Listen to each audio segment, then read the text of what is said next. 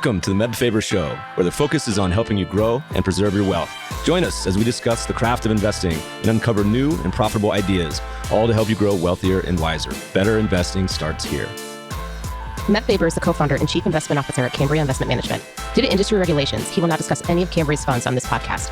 All opinions expressed by podcast participants are solely their own opinions and do not reflect the opinion of Cambria Investment Management or its affiliates. For more information, visit CambriaInvestments.com.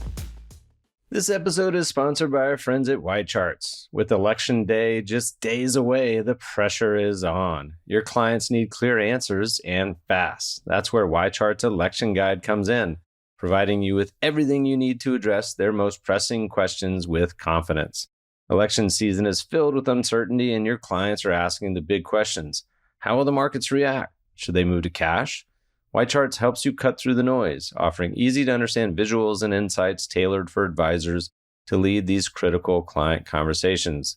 Grab your copy with the link in the show notes to unlock exclusive access to downloadable charts and visuals that will elevate your client communication and boost your client's confidence in you as their advisor.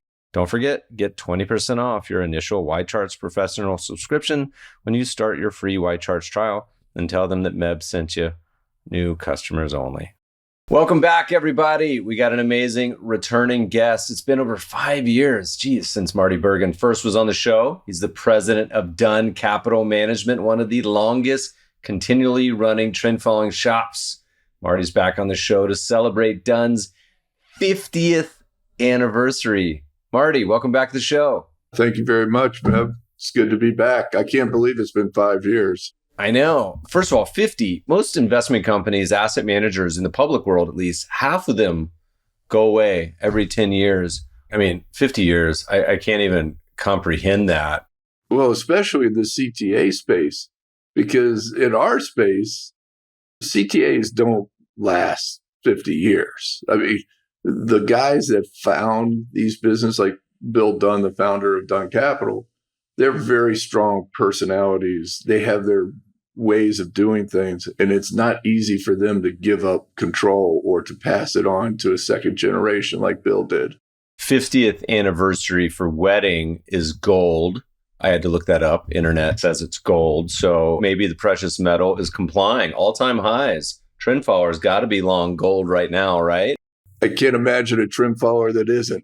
Yeah, exactly. But, you had a quote before that I thought was interesting and would love to reflect upon this as you guys think about hitting 5 decades, where you talked about firms in our world being either asset gatherers or money makers. And you guys, I think, are more on the latter. And how do you think about survival and existing for that long while being in that second category? Wow, you really hit on it, because that's like the whole nature of our firm is that we want to be on the same side of the table as the investor. So as you said, we're interested in making money. We don't charge a management fee. It's all incentive based. So anytime we lose money for our clients, we have to make back those losses before I start collecting a fee again. Can you drill down on that real quick? Because I think investors may have just they've heard you, but they probably don't really understand what that means. Can you explain what that means for the end investor? Because that's a pretty atypical situation. There aren't very many firms. There's a handful of firms that do it this way, but you always hear about hedge funds that charge a management fee and an incentive fee. A lot of them have gotten rid of the incentive fee because of the negative connotation of taking that much money on top of a management fee. Well, we did the opposite. We got rid of the management fee. So we don't charge a management fee. We never have. That's the way Bill built the business. So what I try to talk to people about is what you get when you partner with DUNN Capital versus trying to sell people on what we do. Our belief is all about education. We educate people about trend following in general. And then we let them make their own choices from there. We're not trying to sell them on DUNN Capital's trend following. We just think trend following is such an obvious choice from a diversification standpoint for any portfolio that every investor would gravitate to it at some point if they understood it. And then at some point, they'll gravitate to us because we don't charge a management fee. We're very client-centric. So we're only going to charge you when we make money for you. And if we lose money, we have to make back the losses before we charge you again. So you're only going to be charged for the new profits that you make, and your account grows and grows and grows over time. And most investors are pretty happy by the fact that if you're losing money, you're going through a bad period, well, don't be charging me to lose my money for me. Buffett used to do that with his partnership back in the day, where it was performance-based, not management fee. Yeah, and it makes perfect sense because we're invested in the same product they are. We're trading our money right along the side of theirs. So we're all motivated to make money. And that should be when we get compensated for when we're making money for the client. And the fact that we've been here 50 years, clearly we've been successful at that, because if you don't make new highs, if you can't keep growing, then you're out of business. It takes care of itself. Maybe talk to us a little bit about what lessons, 5 decades in, you've been there for over 2. Is some of this related to these firm principles set by DUNN in the beginning? Was it something that you've kind of cobbled together over the years? Like, how does a firm make it 50 years? And with a nod to listeners, by the way, it's not like you're an S&P benchmark hugger, trend followers, and you mentioned CTAs that don't last that long.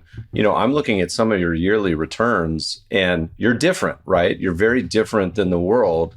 So 5 decades is not an easy thing to do. I mean, when Bill first launched it, he had developed this idea, and then he developed it into a trading system. So back when Bill did this, there weren't trend followers. There were very few, a handful of people doing this idea of trend following.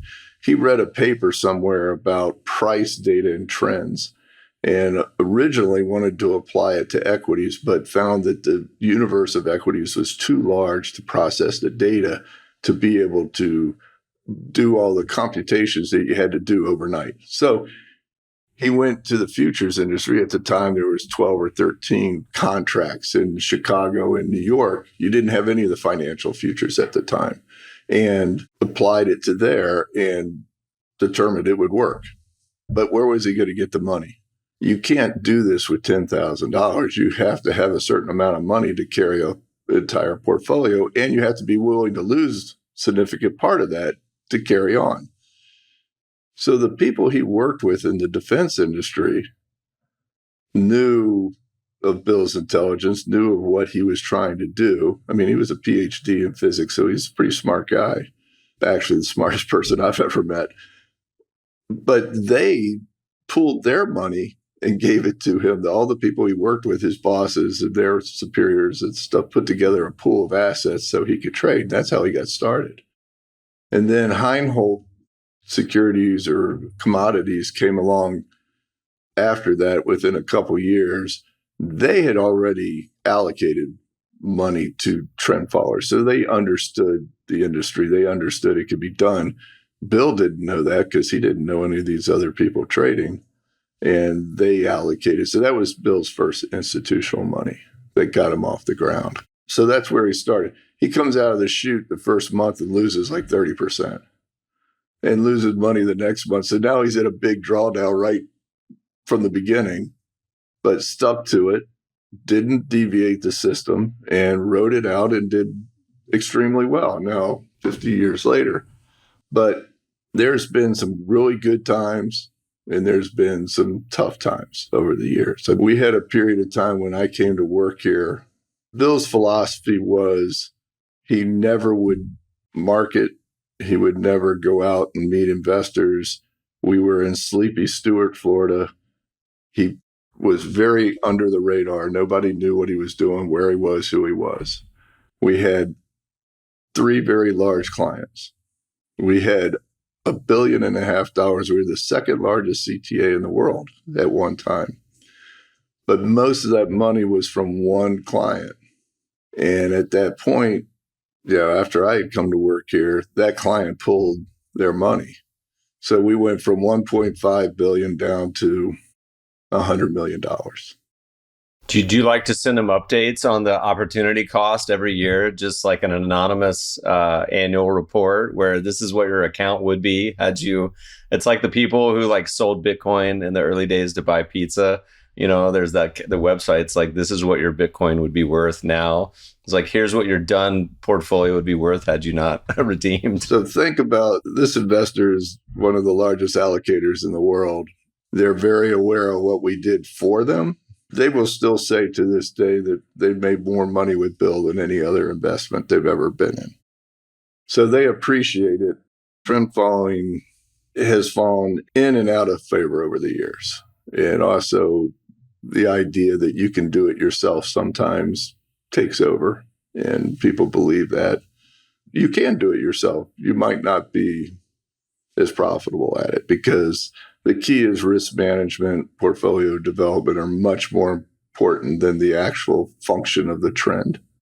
But here we are at 100 million. We have to kind of regroup. And a lot of that money was our own money. And we've since done that. I think we're better today than we were then. We're stronger. The firm is better. We're more institutionalized. And we're back to just under 1.5 billion and growing consistently. So I'm really proud of what we've been able to build.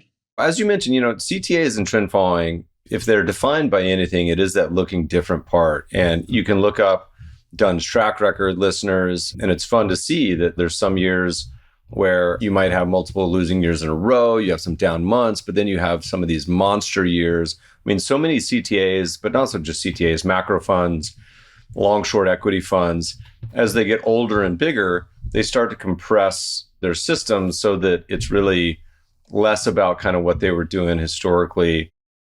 They don't want to take any risk anymore. Well, they transfer into an asset gatherer.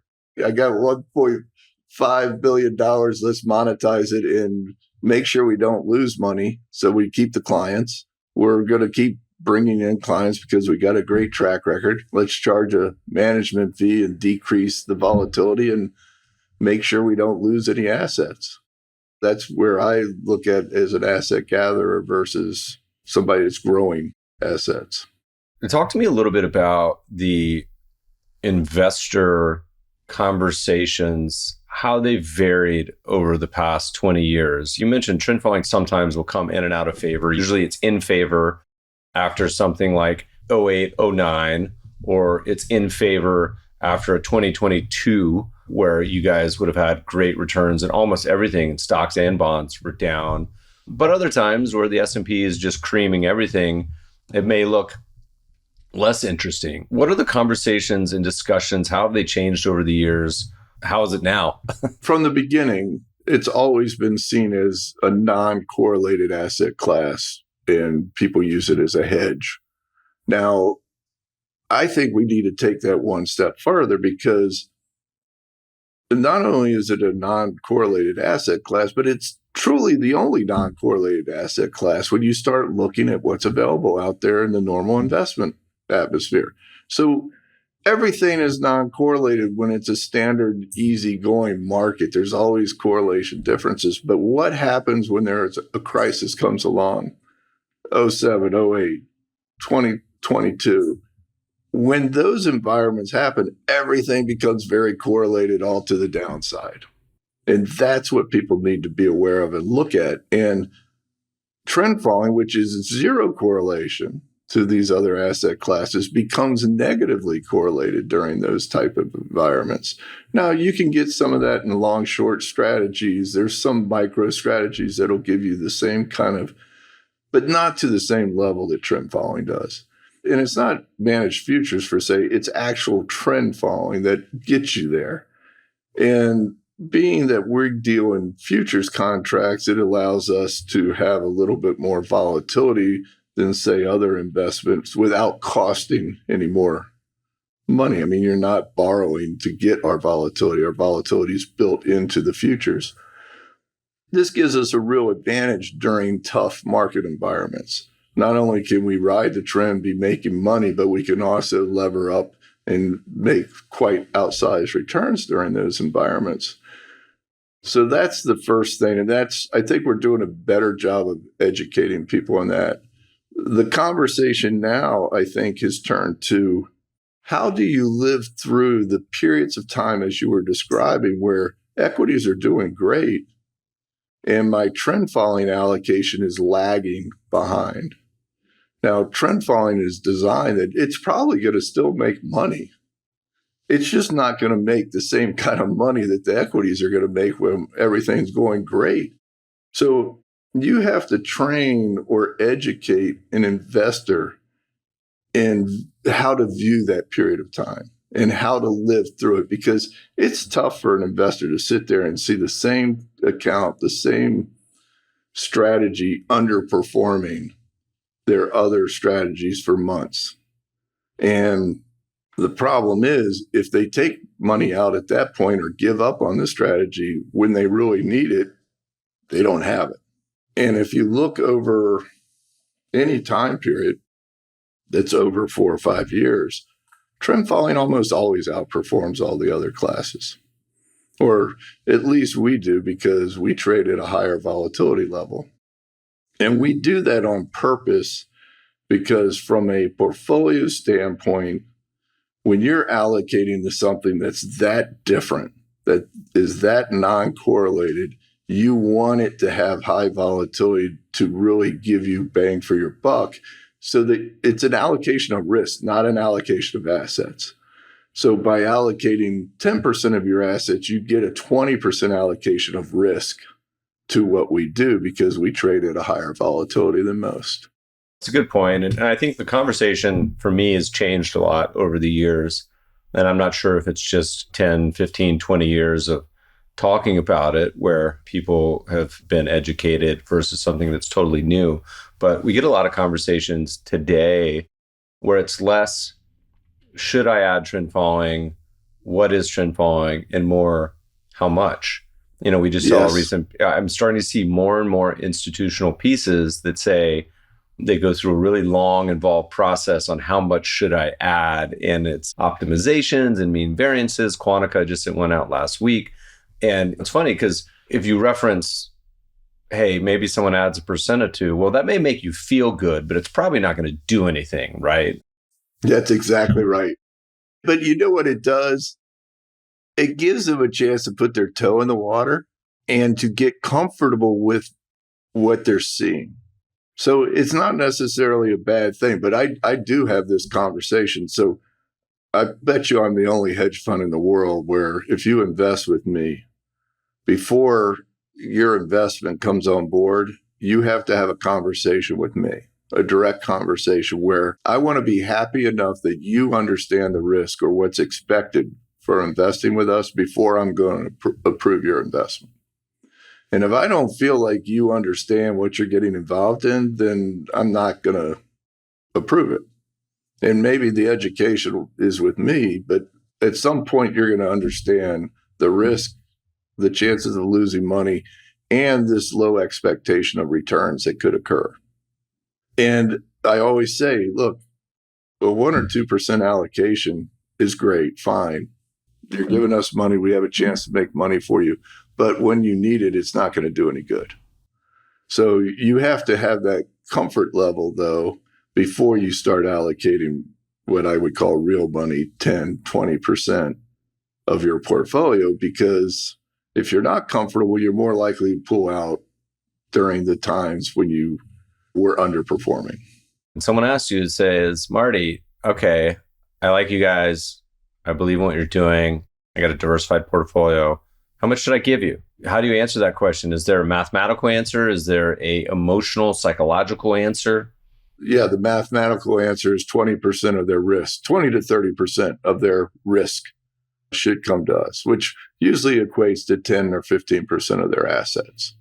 Now, if you were talking to me, I build out my portfolio starting with trend following, and then I build around it.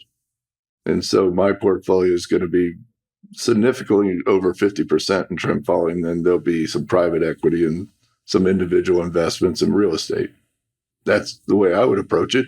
Which is funny because listeners, if you Google the phrase, are private equity and trend following a match made in heaven? It's an old AQR piece. We'll put it in the show note links where it was a fun thought experiment about what hedges private equity the best in venture capital. And they make the argument that trend following is really the perfect complement to that. This piece is probably, 5-10 years old, but it's an interesting idea because none of my VC friends, despite it being a long volatility strategy that's like trend following in many ways, know much or allocate to trend following at all, really. I would argue that trend following is always the best complement to any investment. So what I find now is institutions are starting to replace a portion of their fixed asset bucket with trend following, which it makes a lot of sense when you start looking at the math involved. But it's a concept that I wouldn't have expected to see quite as quickly. That's from 22, when bonds and everything went down. How much did your inbox inquiries go up in 2022? I feel like anytime there's a year like that where trend distinguishes itself and everything else does poorly. So there's some years where like stocks go down, but bonds are up, or bonds are down and stocks are up. But I feel like anytime there's like both, like the 08, 09 kind of was also just one because there's so much stocks down that bonds couldn't even really help. Anytime you outperform, people are going to be calling you. But understand, I'm really lucky. I've built a great group of people here. So I know you probably know Niels and James Daly, who's my CEO.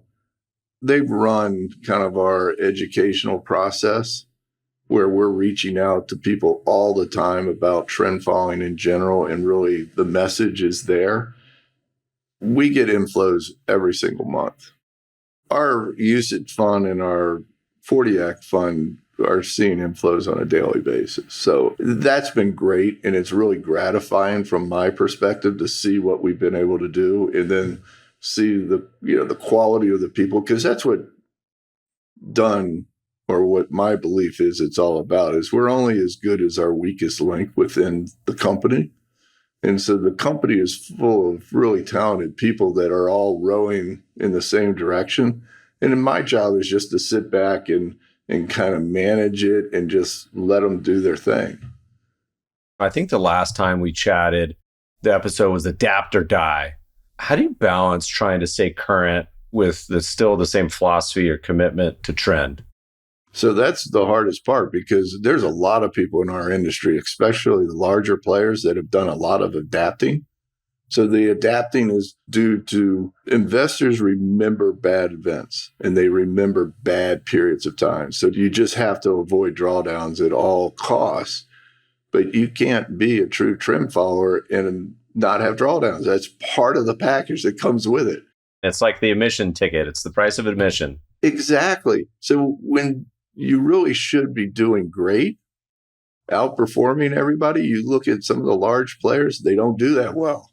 Well, why is that? It's because they're not doing trend following anymore. They've introduced other things to smooth out the performance. So it's hard not to get into an idea of introducing these non-trend, because they'll improve your drawdown when you want that trend to kick in, it's not there. So we've been really good about sticking to trend. We're not going to lose track of who we are and what made us. There's a few of us out there that are still doing true trend. So then you have to figure out, okay, how can you help mitigate the drawdowns? And we came up with something called the adaptive risk portfolio, where we actually add risk during trending periods and we reduce risk during non-trending periods. And we have a proprietary way of measuring the trendiness of the market space. And we apply that on a daily basis. And it's a small adjustment that occurs each day. It's not risk on, risk off, or a major deal. It's a very small thing, but it is downside volatility by about 20% and drawdowns by 20. And we introduced this in 2013. So we've got plenty of data to show that it's doing exactly what we wanted it to do. And that, from an adaptive standpoint, that changed everything for us, I think. What about in the last 5 years? So since we've been talking, any either strategy updates, firm updates? The strategy, not significant. I mean, we have seen some improvements. We've introduced some different volatility measures now. We probably have 5 different volatility measures, and we always take the one that shows the greatest risk, so we reduce our overall risk by that volatility.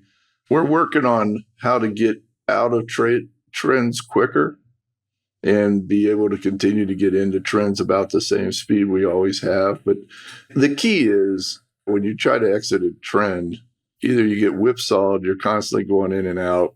That's a sure way to lose money.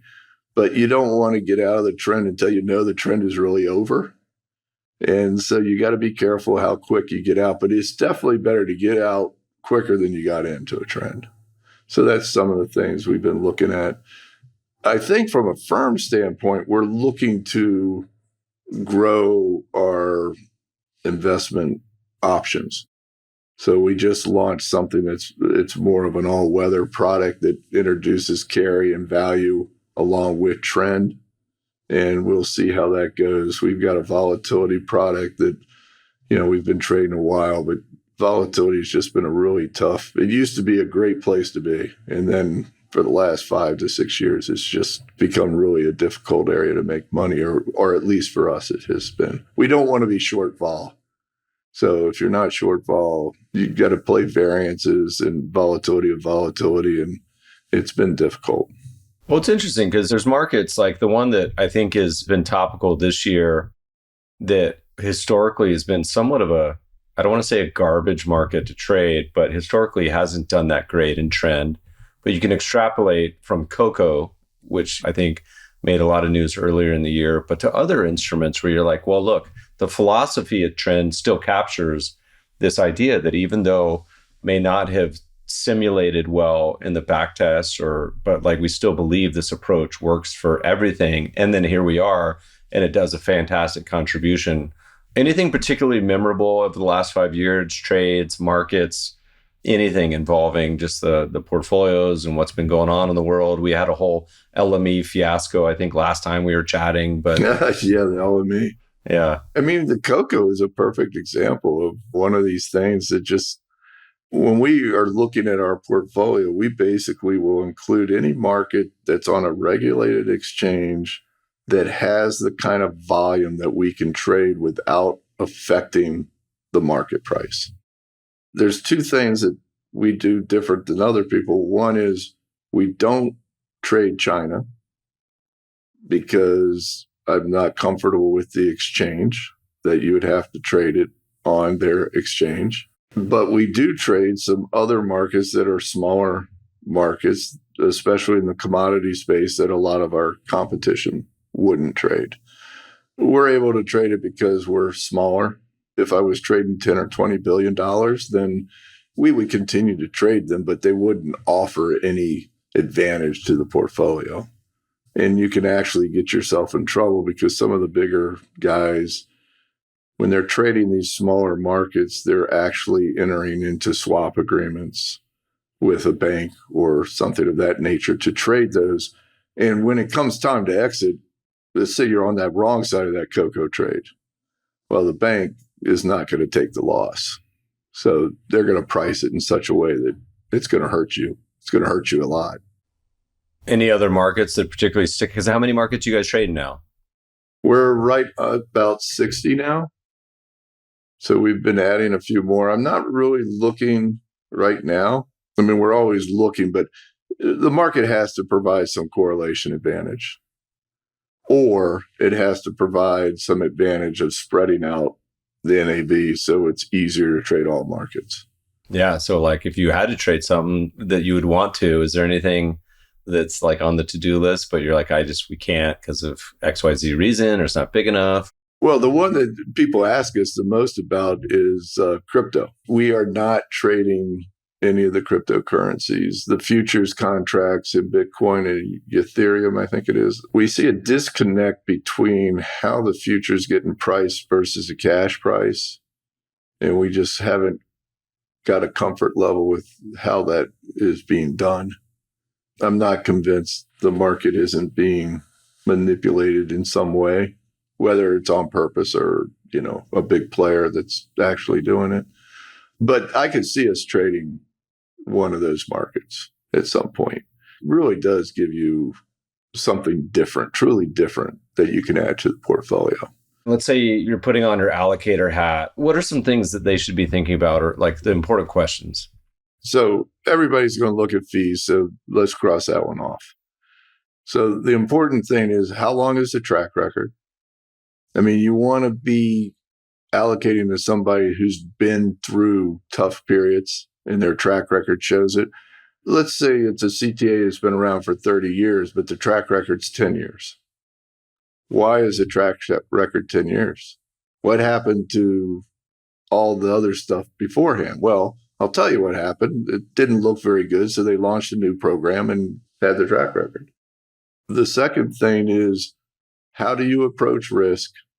That's really important. And the fact that we've been around for 50 years, clearly we have an idea of how to do that. And the third thing is there something that makes you different? Well, so as you guys look out to year 51 and on, what's got you excited, confused? What are you thinking about? What's on your brain as we look out to 2025? I'm really excited about what we have built here. And I can't wait to see it move forward, and the more independence that people have, and they can start stretching their wings and doing some things. And as far as I'm concerned, I'm not going anywhere. I come to work every day because I love to come to work every day. I mean, I think you probably identify with that. There's nothing else I would be doing. I always laugh at my traders. I say, even if they weren't getting paid, they'd still be here to trade. You should try that. See what happens. I really do think that everybody here at DUNN comes to work because they want to be here, not because they feel like they have to be here to earn a paycheck. Try that with my employees and say, you guys, we decided not to pay you anymore, but I hope most of you will still come show up. We'll see. But here's a story about DUNN that most people don't know. Back when we lost that large account, there's still myself and one other employee that are here that went through this process. Bill basically sent he didn't send it. He put it on each person's desk, walked around, set it on your desk, whether you were there or not. And it basically said, your salaries are going to be cut 50% until we get through this period. And everybody said, okay. And we went through it. That scar tissue certainly builds some resilience, from someone who's been through a lot of that, particularly in the early years. You definitely get an appreciation for getting out the other side of it, but realize some of the tough times are, of course, inevitable and part of the process. The inevitable drawdown, another way to say it. Bill, on the other side, when we had good years, he took care of everybody. What's been your most memorable investment?